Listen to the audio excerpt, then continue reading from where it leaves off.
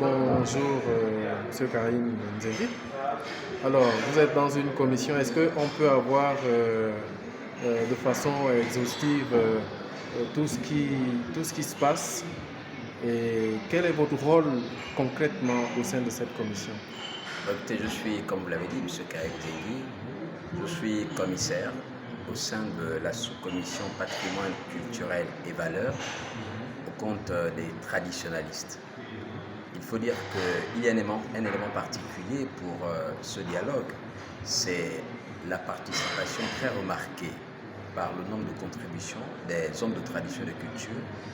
Et concernant notre sous-commission, près de 90 propositions ou 90 suggestions pour le compte des rites et traditions sont analysées.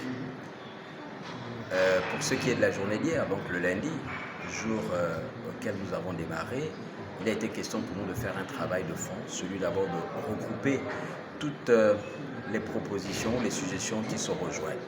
Ce qui a été fait, un travail de fond avec, faut dire, la participation et le concours d'autres hommes de tradition et de culture qui font partie en tant que commissaires au sein de cette commission.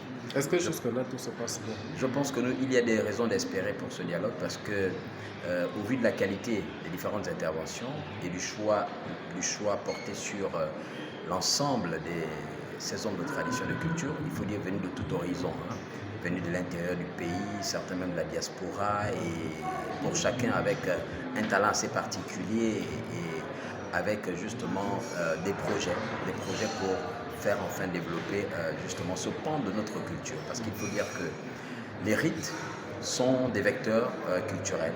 Et vous le savez, nous avons pour coutume de dire que le spirituel ou l'immatériel déteint sur le naturel ou sur le matériel.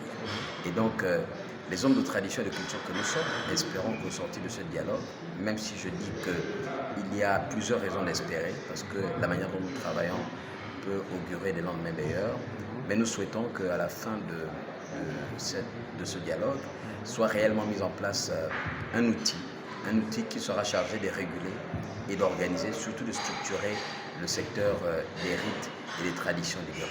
Plusieurs propositions sont évoquées. Comme lesquelles?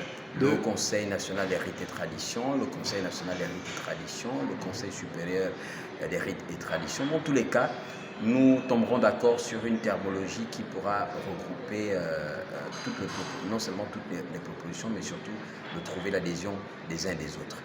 La forme peut ne pas être celle qu'on a proposée, mais le plus important, c'est que le fond reste le même. D'accord, merci.